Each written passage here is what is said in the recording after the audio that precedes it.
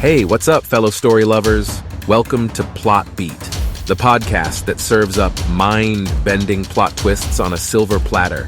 If you're craving short stories that leave you gasping for breath, you've come to the right place. Enjoy your ride. The Era by Nana Kwame Adjei-Brenyah. "Suck one and die," says Scotty, a tall, mostly true kid. "I'm aggressive because I think you don't know shit." We're in How It Was class. "Well," Mr. Harper says, twisting his ugly body toward us, "you should shut your mouth because you're a youth teen who doesn't know shit about shit, and I'm a full middler who's been teaching this stuff for more years than I'm proud of." "Understood," says Scotty. Then Mr. Harper went back to talking about the time before the turn, which came after the Big Quick War, which came after the Long Big War. "I was thinking about going to the nurse for some pre-lunch good. I do bad at school because sometimes I think when I should be learning. So, after the Big Quick," Mr. Harper continues in his bored voice, "science and philosopher guys realized that people had been living wrong the whole time before, sacrificing themselves, their efficiency and their wants.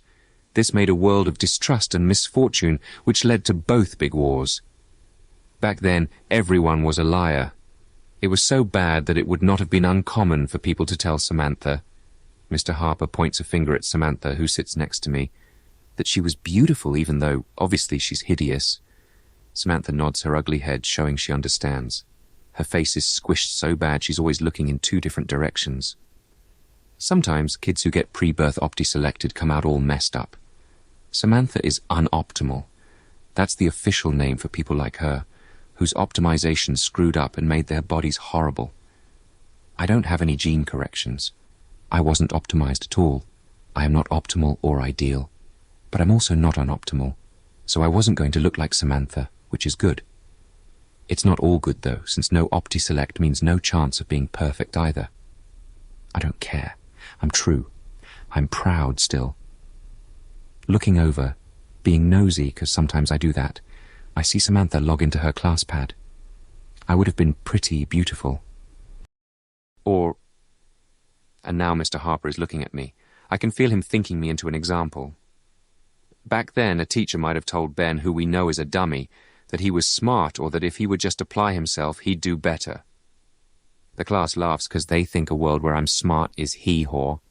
In my head I think, "Mr. Harper, do you think that back then students would think you were something other than a fat, ugly skin sack?" Then I say, "Mr. Harper, do you think back then students would think you were something other than a fat, ugly skin sack?" "I don't know what they'd say about me," Mr. Harper says, "probably that it was a great thing that I was a teacher and that my life didn't suck." "Anything else, Ben?" I start to say something else about how they must have really, really liked lying to say Mr. Harper was a good teacher, but I don't say that out loud because even though I'm being true, they'd say I was being emotional and it was clouding my truth. "I understand," I say. Being emotional isn't prideful, and being truthful, prideful, and intelligent are the best things. I'm truthful and prideful as best as I can be. Emotional truth clouding was the main thing that led to the Long Big War and the Big Quick War.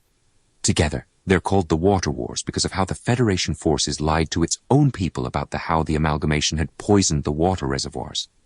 The result was catastrophic, horrific, then, since the people of the old Federation were mad because of their own truth clouding. They kept on warring for years and years, and the old Federation became the new Federation that stands proudly today. Later on, when the amalgamation of allies suspected a key reservoir had been poisoned, they asked the new Federation if they'd done it. In a stunning act of graciousness and honesty, my new Federation ancestors told the truth, said, "Yeah, we did poison that reservoir," and in doing so, saved many, many lives, which were later more honorably destroyed via nuclear. The wars going on now, Valid Storm Alpha and the True Freedom Campaign, are valid as true wars because we know we aren't being emotional fighting them. "Class, please scroll to chapter 41 and take it in," Mr. Harper says. The class touches their note screens. The chapter is 38 pages. I don't even try to read it. I look at some chapter videos of people doing things they used to do. A man throws 3 balls into the air. A woman in a dress spins on one leg. After 3 minutes, The class is done reading the chapter. Their Speed Read trademark chips make reading easy, quick for them. Speed Read trademark lets optimized people take in words faster than I can hardly see them. Since I'm a Clearborn, I look while they read. I read the chapters on my own later, but even staring at the videos and pictures is better than some can do. Samantha can't hardly look at her screen, and then there's Nick and Rafi, who are the class shoelookers. All they do is cry and moan. They were both optimized and still became shoelookers. Being emotional is all they are, and it means they aren't good for anything. I'm glad Samantha and Nick and Rafi are in the class. Because of them, I'm not bottom last in learning, and I don't want to be overall bottom last at all. After they've read the chapters, Mr. Harper goes back to talking about how untrue the lives people used to live were. We've all heard about the times before the turn, but hearing Mr. Harper, who is a teacher and hopefully not a complete ass idiot, talk about all the untruths people used to think were regular makes me proud to be from now and not then. Still, I mostly only half listen because I'm thinking. When the horn goes off and it's time for rotation, I hang back so I can speak truth to Mr. Harper. Mr. Harper, I say. What, Ben? Today, during a lot of your session, I was thinking about beating you to death with a rock. Why? I don't know. I'm not a brain healer. If you don't know, how would I? Go to the nurse if you want. I walk toward the nurse's office. On the way there, I see 3 shoelookers together in front of one of our school's war monuments. A glass case holding a wall with the nuclear shadows of our dead enemies on it. 2 of the shoelookers cry, and the 3rd paces between the other 2, biting his nails. Marlene is near them. Marlene is my sibling. She is 5 cycles older than I am and training to be a numbers plus taxes teacher. Marlene is also the reason I was not given a pre-birth Opti selection. When Marlene was Opti selected, all her personality points attached to only one personality paradigm and made her a para one, a person who's only about one thing. There are all kinds of paradigms, like intelligence, conscientiousness, or extroversion. OptiLife trademark releases different personality packages people can pay for all the time. My parents are successful enough to get a standard package of 7 points to spread across a few paradigms. That's what they wanted for Marlene, a balanced, successful person. But all 7 of the points that could have gone toward her being a bunch of different stuff all went to one paradigm, ambition. And that much of anything makes you a freak the worst. But some companies like Learning Inc., like people like Marlene, she is a good worker. She is good at getting things she wants. It's all she does. Get things. When Marlene was 6 and I was still a crying bag of poop, my parents had to convince her that having a younger brother would actually help her be a good teacher because she could practice information transfer on me. They also told her that I, as a Clearborn, could never be in competition with her in life or their hearts after they caught her trying to smother me with a pillow. They tell that story and laugh about it now. After Marlene, my parents decided optimizing me wasn't worth the risk. When I was younger, she used to force me to read books for hours. She tried to make me remember things, and when I couldn't, she would slap me or pull my hair or twist my fingers. When I cheated and she didn't notice, she would hug me and squeeze so tight I couldn't breathe. She'd kiss my forehead. When I got old enough to really be in school, and didn't do well there either, Marlene gave up on me. "No one can make a diamond out of a turd," she said. "Got it, Marlene," I said. "Diamonds are actually made from—" "I don't care, Marlene. I'm proof she isn't the perfect teacher, and she hates me for it. How I feel about Marlene. She could keel over plus die, and I'd be happy plus ecstatic." She has 2 cups of water in her hands. She looks at me quickly, then pours a cup of water onto the heads of each of the crying shoelookers. Wet the Wetter is a game people play with shoelookers sometimes. People like to trip them or pour water on the heads of criers because they won't do anything back, and it's humorous. The 2 shoelookers are crying harder than ever now, but not moving. Water drip. Drips from their heads and clothes. "Ben," Marlene says, "isn't it your lunch section?" "Yes," I say, "this isn't the food sector." "I understand. I am inquiring because your ability to move effectively through an academic space reflects upon my own person," Marlene says. I look at the empty glasses in her hands. "I am me, and you are you. I don't care what reflects on you," I say. "You know this school will be mine in the future," she says. "Even you should understand that."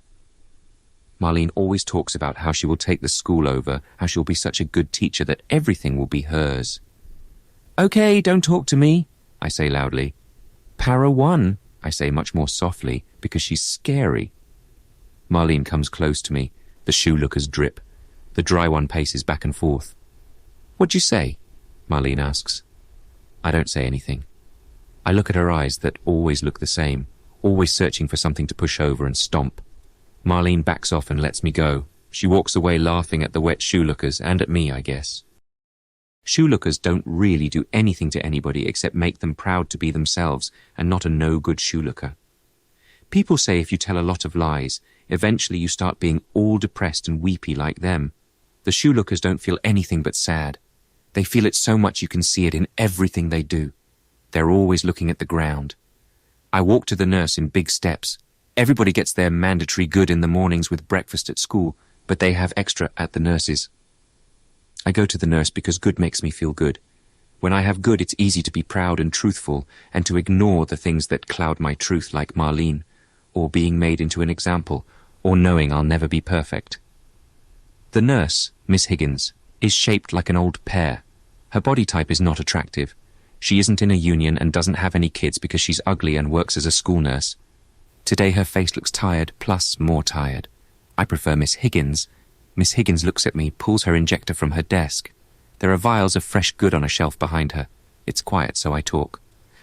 Why don't you quit if you hate it here so much? I ask as she screws the good into the injector gun.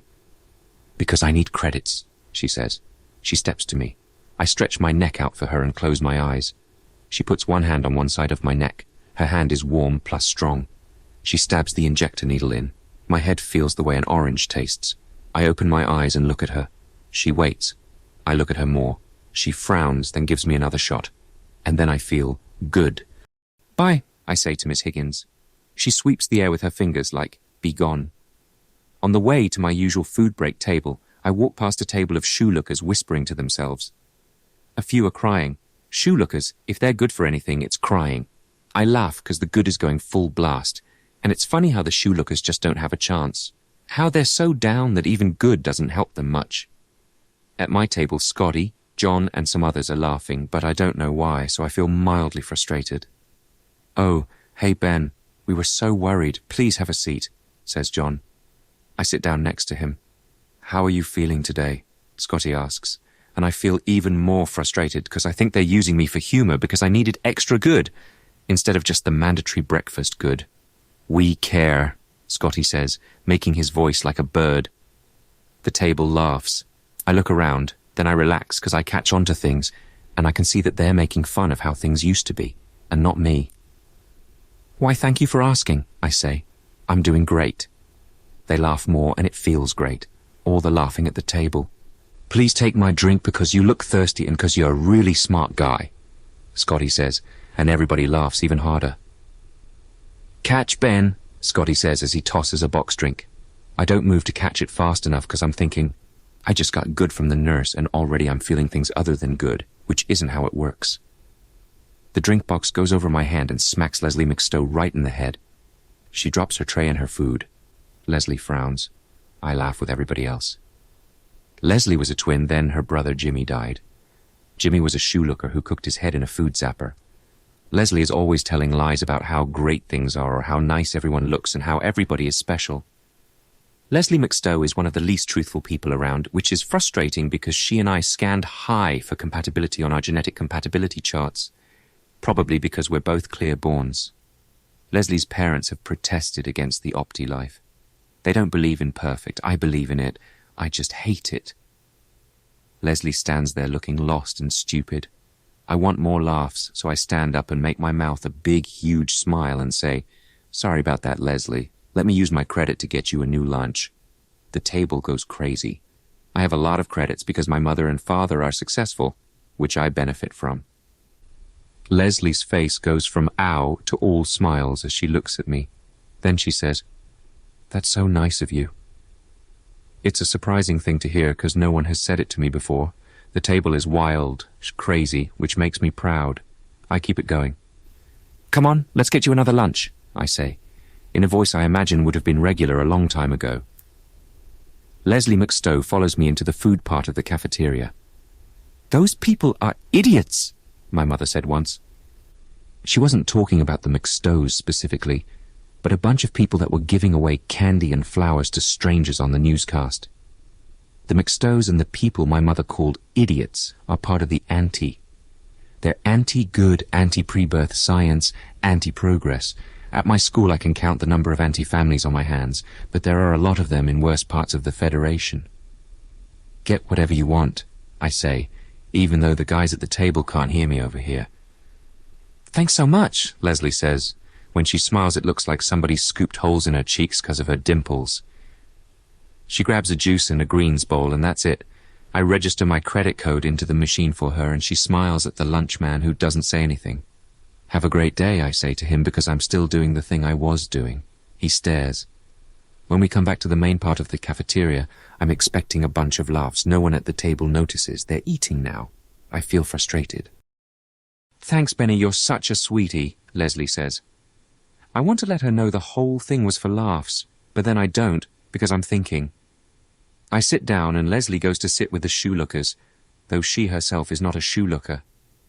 I think maybe I should have been truthful and reminded her about the fact that her face is arranged nicely so she would remember we scanned as compatible and might eventually be part of a workable, functional, familiar unit with me. Everybody has their own room in our housing unit. I have a mother and a father, and there's Marlene.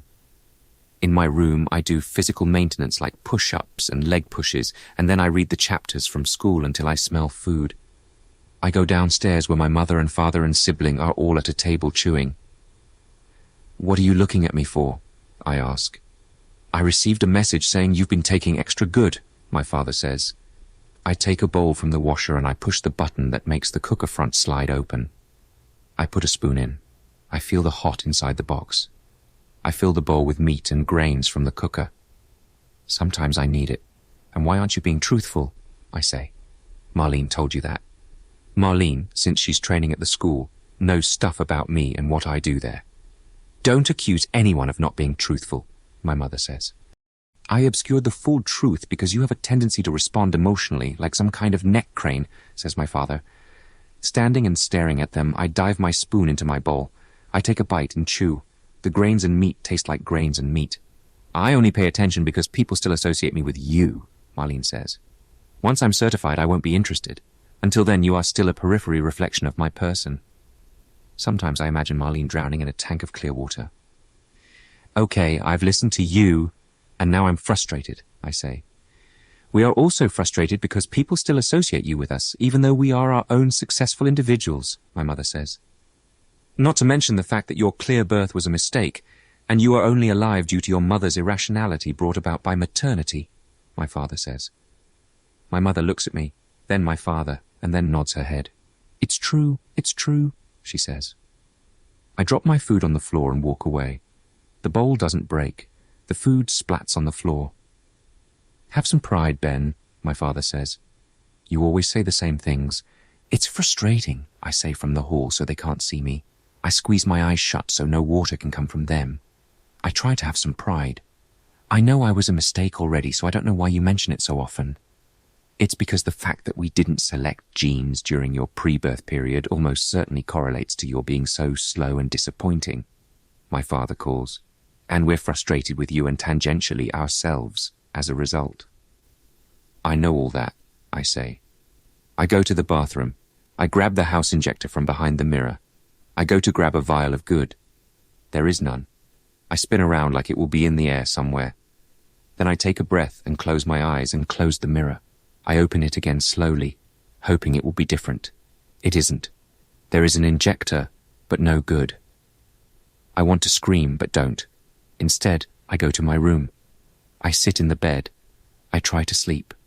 All I do is sweat and feel hurt all around my body and in my head. It gets dark. By then I feel like death poop. Deep into the night, my mother comes into the room. "You've been screaming," she says. "I don't care if I've been disturbing you. I'm frustrated you hid our good," I say from under the covers. I hear her step to me. She rips the covers away. She is frowning in the dark. She puts a hand on my face and turns it. Then she uses the injector in her hand and stabs it into my neck. She gives me 3 shots and the good makes my teeth rattle. My mother's hand sits on my head for a while, then she turns and leaves. And then everything feels so right and so fine that I fall asleep smiling.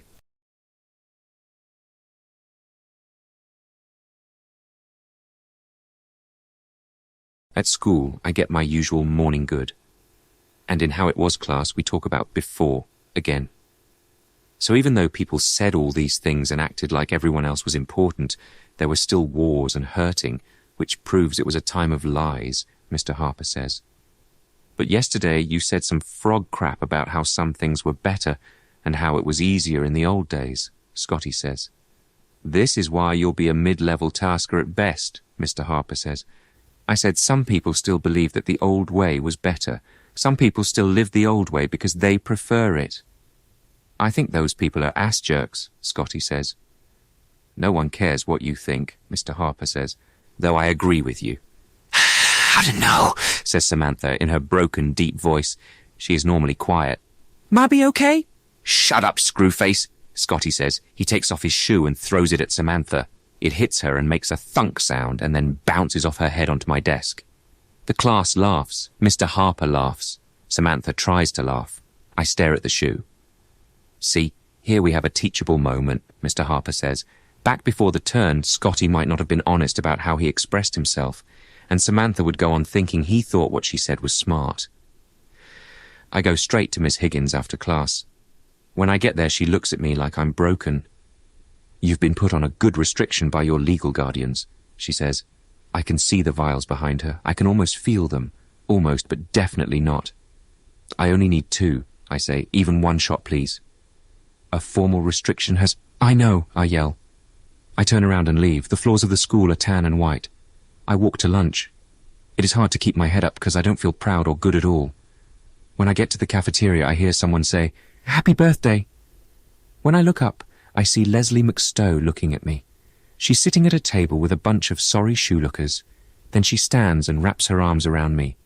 "Happy birthday," she says again. I used to hide in my room and try to remember everything from whatever Marlene had given me to read so that I could get a hug like that after her tests. But this is the first one I've had in many cycles. I'm standing there thinking of how Leslie McStowe is strong plus soft. I can feel her breathing on my neck a little. "It's your birthday," Leslie says. She is smiling at me. Her eyes seem excited, electronic. "Oh," I say, "I have seen 15 cycles now."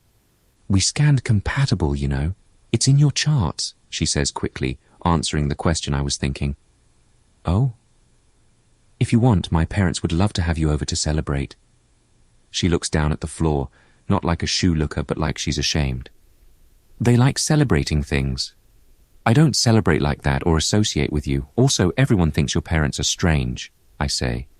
"I know, but it would make us all really happy," she says. This, I realize, is exactly what Mr. Harper was speaking of. Leslie McStowe wants me to make her happy for no reason. I look at her and am lost in something that doesn't feel like pride or intellect or what truth should feel like. "Please," she says, and hands me a paper that is an invitation for later in the day. I take the invitation and then I walk to the table where I normally sit with the people I usually associate with. At home, my familiar unit says things to me. "Hello," my father says. "You seem agitated," my mother says. "You are now on the good restriction list," Marlene says.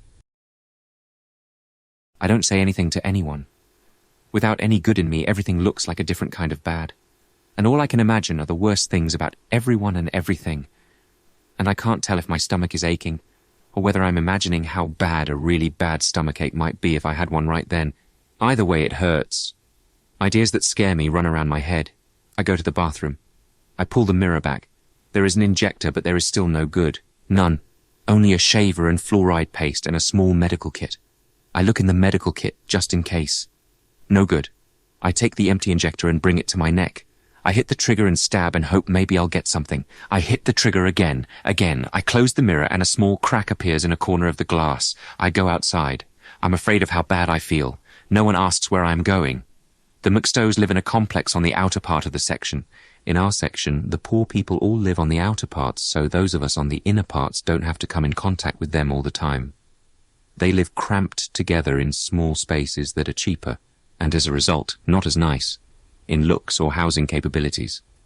Keeping warm, dry, being absent of animals, etc. I haven't had any good since breakfast. I can feel the no good pressing on me, pulling me down. It is getting dark outside. Out at the edge of the section, there are so many shoelookers slowly moving through the walk streets. They've been abandoned by the people who used to be their families. That's what happens to most shoelookers. There are a bunch of soon-deads and there are a few kid youths and also every other age there is. Once in a while, one of the shoelookers will snap their heads up and their eyes will be wild like they just remembered something important. Then, after a few seconds of wild looking and head turning, they'll drop their heads back down. It's worse than frustrating. Being around all those downed heads makes me want to close my eyes forever. I follow the grid walks toward where the McStows live. I focus on the ground because it doesn't make me want to disappear as much. The ground on the way there is grey and grey and grey. My shoes are black and grey. Good in its vial is clean, clear. Long fingernails bite my shoulders. I look up and see a shoelooker my mother's age. Her hand are near my neck. She screams, "Where are we going?" and shakes me like she's trying to get me to wake up. Her voice is screechy like she's been yelling for a long time. I shove her, then I run because I'm very disturbed. I make sure I'm looking up as I run. I'm sweaty when I reach Leslie's housing complex. Inside, it is not nice. A bunch of cats and a raccoon race and fight in the lobby area. The walls are dirty, and the paint is peeling. I walk up a stairwell that smells like a toilet. When I find the McStow door, I knock on it. I can hear people rustling inside. I imagine myself falling into a jar of needles over and over again. I haven't had any good. The door opens. It's bright inside. "Happy birthday," comes out of several mouths. The voices together make my heart beat harder. "Hello," I say. Come in," says Leslie. There's a tall man with a skinny neck and grey hair. He wears an ugly shirt with bright flowers on it. "Great to see you. Really great to see you," Father McStow says. I'm wondering if in the McStow's home people say everything twice. The food sector is a small space to the left. It smells like something good. In the main sector are Leslie McStow, her mother, her father, and 3 fidgeting shoelookers about my age. They have the usual sad, dirty look. They might be from the school. I don't know. I don't look at shoelookers. "Come in," Mother McStow says, even though I'm already inside. She is a thin woman with a short haircut. There are folds of loose skin under her neck. I come in further. Everyone is looking at me. "How was your walk over?" Leslie says. Her face is smiling. "Bad," I say. "This part of the section is worse than where my unit lives." "Well, I'm sorry to hear that," Father McStow says. "Let's have some cake now that the man of the hour is here in one piece." Man of the hour. He is talking about me. There are 2 beds in the main section. There are sheets and plates on one bed so it can be a table. There are pillows arranged on the other to make it a place to sit. "I've never had cake," I say. I haven't. It isn't something proud people eat. It makes people fat, my mother says, just like the candy the aunties hand out in the streets. "Well, isn't that a shame?" Mother McStow says, even though she is smiling. She has dimples like her daughter. "In this house, we eat cake every chance we get, seems like." She laughs. And so does Father McStow. Leslie laughs. Even one of the 3 shoelookers laughs a little. I can tell by how the shoelooker's shoulders jump while she stares at the floor. "You shouldn't feel sorry for me," I say. "My housing unit is much nicer than this." It gets quiet, then the house starts laughing some more. Even though I don't know exactly why they are laughing, I'm not too frustrated. "This one," says Father McStow, "a true comedian." "What's a true comedian?" I ask. "Joke tellers, humour makers," says Father McStow. "Back in the old world it was a life profession to make laughter, one of many interesting old world lives." "I don't believe that," I say, because I don't. "That's okay," says Mother McStow, still giggling. "Let's eat some cake." "Sounds sweet to me," says Father McStow. He laughs and so does his family. We move over to the table bed. The main sector of the housing unit has walls covered in sheets of paper with too many colours on them. "Cake," Mother McStow says as she walks to the food sector, "was a delicacy in the old world. used to celebrate events like union making, the lunar cycle, battle victory, and of course birthdays. Mother McStowe looks for some utensil in the food sector. I look at Father McStowe and ask, "Is that the food sector your son killed himself in?" There's a clang/clack sound from Mother McStowe dropping something on the floor. Father McStowe looks at me. He touches my shoulder. His hand is large/heavy. "You know something." He speaks low, so only I can hear him. "One of the things we like to do in this home is be careful of what we say. What you said didn't have to be said. And now you've hurt my wife. She'll be fine, but lying for others is what caused the big quick and the long big," I say. "Maybe. Or maybe it was something else. I'm talking about thinking about the other person, you know?" Father McStowe whispers to me, "I'm sure you have a lot of ideas about this, but it's something we try around here." He smiles and touches my shoulder again. "Let's eat some cake," he says in a big voice, a voice for everybody. I haven't had any good since breakfast, and here I am, in Leslie McStowe's house, because she invited me and because she makes me think of things that aren't Marlene or optimization or being forever dumb slow. Mother McStowe comes back. She smiles at me as she hands me a knife big enough to cut a bunch of things. It was tradition for birthday boys to cut the cake after the singing of the traditional birthday hymn, Mother McStowe says. She looks around quickly with wide eyes, then begins to sing. The rest of her family joins in. The shoelookers look down and up, trying to decide what to be, and even they mumble along with the McStowes. "Happy birthday to you. Happy birthday to you, happy birthday. Happy birthday to you, happy birthday. It's your day. Yeah, happy birthday to you, happy birthday, yeah." When they finish, Mother McStowe tells me, with her eyes, to cut the cake. The knife cuts through easily. "I forgot, traditionally, you are supposed to make a wish before you cut into the cake," says Mother McStowe, "but after is fine, I suppose. You can wish for anything." Of course I wish for good. I put one more cut into the cake. Then Mother McStowe takes the knife for me, and I see she cuts into the middle of it instead of off the side like I did. She cuts pieces for everybody. Father McStowe and Leslie and I sit on the bed made for sitting. The rest stand and chew. The cake is the sweetest thing I've ever eaten. "Do you like it?" "It's good because it's so sweet," I say. "It makes my tongue and teeth feel more alive. And it's an authentic old-time recipe you can't get anywhere else," Mother McStowe says. When half my cake is gone, I turn to Father McStowe. "Do you have any extra good?" I ask, somewhat discreetly, since taking too much good is not a proud thing. Father McStowe looks at me with cheeks full of cake. "We like to think of our home as a throwback to an era before industrial good," he says. He swallows, then puts a hand on my shoulder, then removes it. "I need good." "You're thinking now, this," Father McStowe does something with his hands, "is then. Think of our home as a place where no one needs industrial good." "Is it because you're poor that you don't have any good?" I ask. Father McStowe laughs so hard he spits wet cake onto the floor. Quickly, Mother McStowe cleans it up. He looks to his daughter and says, "This one is funny, a real comedian." "I'm not telling jokes," I say. "That's why you're so good," Father McStowe says. "When I want to be funny, I usually tell an old-time joke like this one." He clears his throat. "Have you heard the one about the deaf man?" "What?" "That's what he said," Father McStowe says. "If you would have said no, I would have said neither has he. Get it?" He touches me on the shoulder and chuckles. Leslie and the shoelookers giggle with him. Truly, we like to think we, as you've seen, have created a space that is really a throwback to a time before the big quick or even the long big. My family and I recreate that decent era for people who might want or need it. "I'm frustrated because you don't have any good. I'm leaving," I say. Hey, Linda, could you grab some of our literature? Offer here is a way to feel and be happy without good. We can feel good just by being together, and you can join us a few times a week, depending on the package that works for you. Leslie is smiling, and the shoelookers are eating cake, switching between weak smiles and lost frowns. "I'm going home," I say. "Take some literature," he says.